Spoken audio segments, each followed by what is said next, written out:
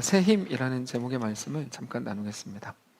하나님께서 예레미야에게 이스라엘에 대한 놀라운 회복을 말씀을 하셨습니다.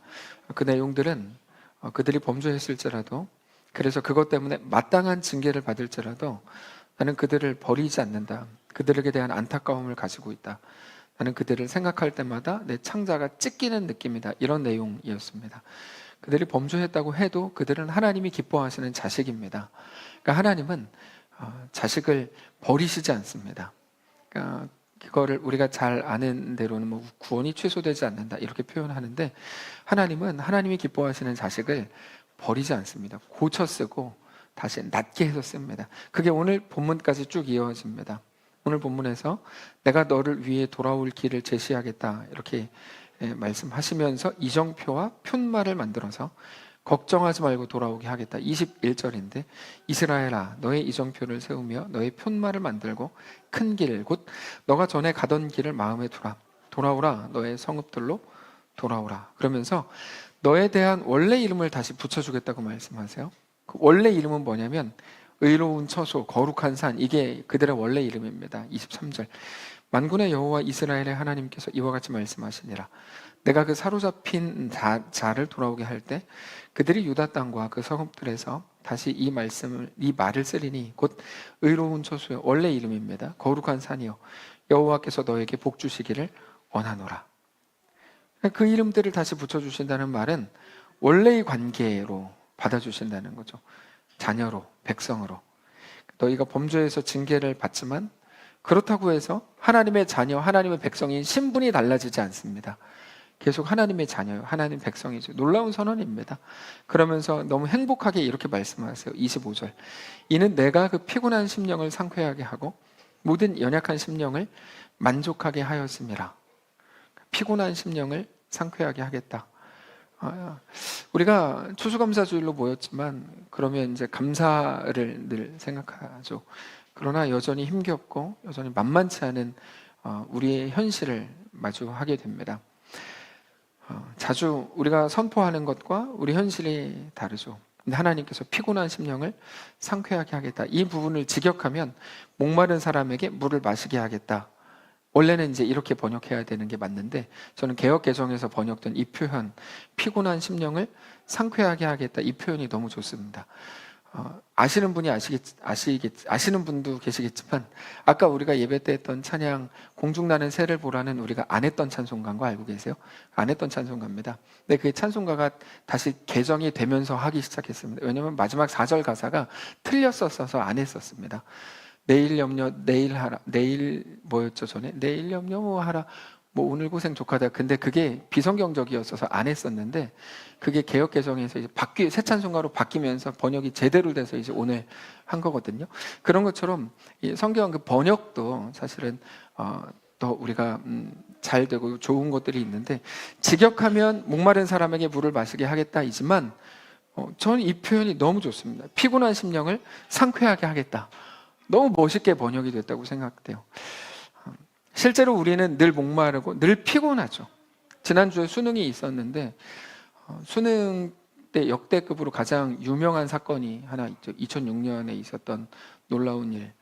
한 부모가 돈을 주고 대리시험을 볼 사람을 극비리에 찾아서 이제 서울 대학생이 현금으로 1억을 받고 대리시험을, 우리 교회도 대리 하시는 분들 계신데 대리시험을 봤는데, 강남구 소재의 한 모 고등학교에서 시험 봤는데 마지막 시험에 감독관이 한 명 한 명 얼굴을 확인하다가 대리시험 이제 걸려가지고 경찰에 신고했습니다. 근데 놀라운 건, 그래서 그 시험 본 사람 시험지를 채점 점수를 보니까 78점. 그래서 모든 사람들이 깜짝 놀랐다고 하죠. 알고 보니까 서울대학교 학생이 아니라 작년 수능 성적표랑 주민등록증을 위조해서 대리시험을, 이 사람이 시험 끝나고 나서 바로 도주하려고 그랬는데 감독관한테 걸려서 사건이 드러났다고 하죠. 이 학부모 마음이 어땠을까? 이 이야기를 듣고 실제 학생이 경찰서에 와서 대리시험 친 학생을 때리면서 했던 말이, 나도 124점을 맞는데 너는 78점을 맞았냐. 그래서 이제 그렇게 받은 현금을 압수했는데 또 놀라운 건 이게 위조 지폐. 더 놀라운 건 이게 사실이 아니라 누가 지어낸 얘기. 이게 저도 이거를 처음부터 이렇게 쭉 보면서 뭐지? 그러면서 이제 저도 계속 글을 읽었어요. 근데 마지막에 누가 지어냈다는 얘기를 듣고 이건 뭐지? 막 이런 생각이 들어요. 제가 갑자기 너무 피곤해지더라고요. 피곤하다 진짜. 설교 준비하려고 뭔가 찾는다고 찾는데 마지막 위조했던 얘기라고 하는 거를 듣고 근데 이게 맞다. 너무 피곤한 시대고 너무 곤고한 시대다. 그래서 이게 너무 딱 맞는 거예요. 그러니까 지금 이 시대를 사는 우리 모두가 너무 피곤하다는 생각이 들었어요. 성경은 그거를 보고 계속해서 곤고함이라고 부르죠. 근데 아마 오늘 나눔을 하시면서 많은 분들 모르겠어요. 저는 거의 참석을 안 했으니까. 근데 나눔을 하실 때 나만이 아니라 저분도 너무 곤고하구나. 저분도 너무 곤고하구나 많이 느끼셨을 겁니다. 근데 우리 하나님께서 우리에게 약속을 어떻게 주시냐면 그 곤고함을 상쾌함으로 바꾸시겠다. 그건 예레미야의 꿈을 통해 주신 하나님 말씀이었습니다. 그 꿈 속에서 하나님의 음성을 예레미야가 들을 때 너무 행복했어요. 그래서 26절을 보면 이렇게 돼 있어요. 내가 깨어보니, 그러니까 꿈을 꿀 때 주신 말씀이라는 거죠. 내 잠이 달았더라. 저 표현도 너무 좋아요. 내가 꿈을 꾸었는데 하나님이 꿈속에서 나에게 이렇게 말씀하셨는데 꿈을 깨어보니 내 잠이 너무너무 달았더라. 하나님께서 너희가 당한 모든 일들을 그대로 뒤집어서 놀랍게 회복하게 할 거다. 27절 여호와의 말씀이니라. 보라, 내가 사람의 씨와 짐승의 씨를 이스라엘 집과 유다 집에 뿌릴 날이 이르리니 깨어서 그들을 뿌리 뽑으며 무너뜨리며 전복하며 멸망시키며 괴롭게 하던 것 같이 내가 깨어서 그들을 세우며 심으리라. 예전에 무너졌던 모든 것들을 있는 그대로 다 올바로 회복시킨다. 그러면서 아버지의 죄 때문에 아들이 죽는 일이 없을 거다.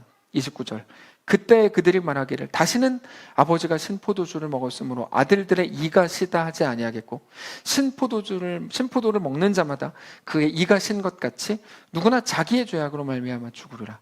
그러니까 자기 죄 때문에 자기가 멸망하는 거지 선조의 죄 때문에 자식이 망하는 일이 없을 거다. 그러니까 바벨론에 끌려간 거는 선배들의 죄악 때문입니다. 그러나 바벨론에서 먹고 자란 나고 자란 후손들은 또 다른 시대의 사람들이죠. 선배들의 죄 때문에 멸망당하지 않을 거다. 다시 회복된단 말이죠. 결국 바벨론에 끌려가서 집 짓고 밭을 일구고 자식을 낳고 자식을 결혼시키고 이러면서 세대가 바뀝니다. 최소 2세대가 바뀌었죠. 70년이니까 보통 한 세대를 30년으로 보니까. 그러다가 그렇게 바뀐 세대가 회복돼서 돌아오게 하는 것, 하나님의 이끄심이죠. 지나간 일들을 다시는 기억하지 않으시고 다시 깨끗한 주의 백성으로, 온전한 하나님의 백성으로 서게 하시는 거죠. 아마 오늘 나눔을 하실 때 옛날 얘기 많이 하셨죠. 내년에 하실 때는 옛날 얘기 하지 마시고 이제 미래에 대한 얘기를 하시면 좋을 것 같아요. 우리 모든 성도들과 오늘 나눔을 이제 모둠에서 나눔을 하시면서 많은 생각을 하셨을 것 같아요. 누구나 다 비슷한 삶을 사는구나라고 생각을 하기도 했을 거고, 다만 우리의 왕, 우리 아버지가 있는 사람들인 것을 고백하고 주 앞에 엎드리시기를 원합니다. 피곤한 심령을 상쾌하게 하시는 하나님의 놀라운 은혜가 각 가정에 있게 되시기를 원합니다. 우리가 좋아하는 찬송지에서 이렇게 고백합니다. 내 모든 시험 무거운 짐을 주 예수 앞에 엎드릴 아뢰이면 근심에 쌓인 날 돌아보사 내 근심 모두 맡으시네. 내 모든 괴로움 닥치는 환난 주 예수 앞에 아뢰이면 주께서 친히 날 구해 주사 벌부신 사랑 베푸시네.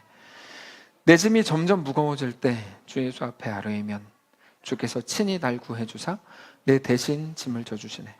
마음의 시험 무서운 죄를 주 예수 앞에 아뢰이면 예수는 나의 능력이 되사 세상을 이길 힘 주시네.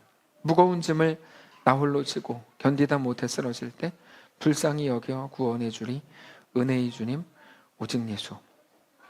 우리를 붙드시는 하나님의 놀라운 은혜가 우리 가운데 가득 임하게 되시기를 축복합니다. 기도하겠습니다. 하나님, 우리 아버지 되시니 감사합니다. 소망 없이 살던 우리를, 소망 없이 죽을 뻔했던 우리를 구하시고 하나님의 자녀 삼으셨으니 예수를 아는 자로, 하나님의 아버지이신 것을 믿는 자로 담대하게 세상 누구도 살아본 적 없는 그 멋진 걸음으로 살아낼 수 있도록 인도하시옵소서. 사랑하는 우리 자녀들에게 하나님을 알게 하시고 그렇게 부모보다 더 멋있는 믿음의 사람들로, 더 위대한 자들로 세워지게 하시옵소서. 그런 복된 우리 교회가 되게 하시옵소서. 우리와 함께 하시길 간절히 소원하며 살아계신 우리 주 예수님의 이름으로 기도합니다. 아멘. 이제는 우리 구주 예수 그리스도의 은혜와 다음 없는 하나님의 사랑과 늘 우리와 함께 하실 성령의 은사가 시간 추수감사 주일 예배와 축제를 참여하며 우리 자신을 내어드린 고백 가운데 하나님 앞에 나아간 사랑하는 모든 성도들 머리머리 위에와 우리의 자녀들과 사랑하는 이 교회 위에 이제로부터 영원까지 함께 계실지어다. 아멘.